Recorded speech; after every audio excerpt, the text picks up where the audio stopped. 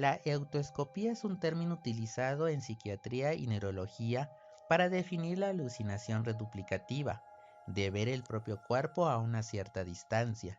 Se puede presentar como un síntoma de la esquizofrenia y la epilepsia. La autoescopía se considera como posible explicación de los fenómenos doppelganger.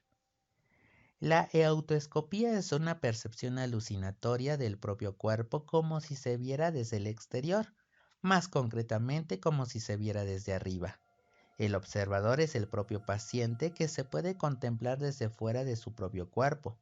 Se trata de un desdoblamiento que psicopatológicamente es una disociación de la conciencia, un fenómeno bastante frecuente en postoperados, en personas que han sufrido un paro cardíaco y que frecuentemente componen un grupo de experiencias que conocemos con el nombre de experiencias cercanas a la muerte, sobre las que existen un sinfín de mitos y creencias infundadas. La autoescopía es un fenómeno bien conocido por la psiquiatría.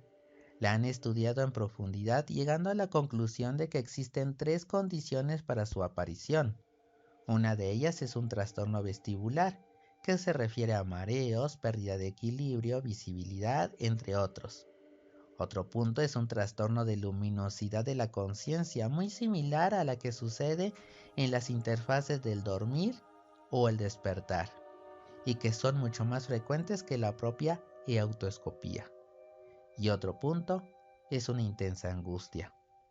Si bien estamos asociando que un fenómeno o una alucinación autoescópica tiene que ver con los fenómenos doppelganger, debemos entender entonces esta característica. El doppelganger es un vocablo alemán para definir un doble fantasmagórico, o bien un ser malvado de la persona viva. La palabra proviene de doppel, que significa doble, y ganger, que significa andante. Su forma más antigua, acuñada por el novelista John Paul en 1797, es el doppelganger, el que camina al lado. El término se utiliza para designar cualquier doble de una persona, comúnmente en referencia a un gemelo malvado o al fenómeno de la bilocación. El doppelganger podría ser una aparición fantasmagórica de uno mismo o un suplantador de la propia identidad, y se le solía considerar un mal augurio. Pero, ¿qué es realmente el doppelganger? Se trata de una experiencia autoscópica. Su traducción del griego viene del significado mirándose a uno mismo, y son aquellas experiencias en las cuales una persona se ve a sí misma sin la ayuda de ningún espejo o elemento similar. Estas experiencias se les suele clasificar en tres grupos principales: las alucinaciones autoscópicas, autoscópica y la experiencia extracorpórea. El doppelganger sería un ejemplo de una alucinación autoscópica. En ella, los pacientes ven una imagen completa de sí mismo, que puede ser en color o no, ya sea estática o realizando alguna acción. Lo interesante es que las autoscopías son un punto intermedio entre la experiencia extracorpórea y las alucinaciones autoscópicas, donde parte de la identidad del paciente se proyecta hacia la imagen y parte se pierde dentro del propio cuerpo.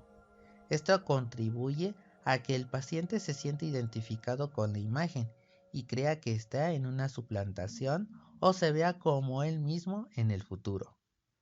Si a estos le sumamos que junto con la alucinación es posible que se produzcan mareos, pérdida de equilibrio, ya tenemos todos los elementos para crear un personaje mitológico cuya presencia es un signo de mal augurio. La idea de conocer a tu doble vaticina algo fatal.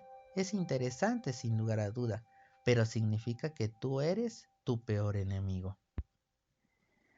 Vernos desde fuera nos permitiría conocernos realmente, pero pensar que si nos pudiéramos ver como otros nos ven es aterrador.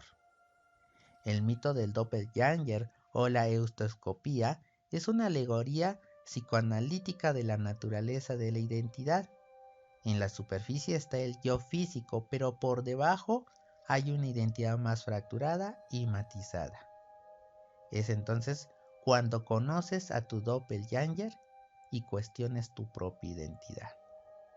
Será entonces que en algún momento de nuestra vida nos hemos enfocado en tanto en nosotros mismos que nos hemos visto como un doble. ¿Será que esto es una proyección común o simplemente se da en ciertos casos? Lo cierto es que este fenómeno es interesante y aunque pareciera psicoanalítico, también podría generar miedo si lo que ves es realmente un fantasma.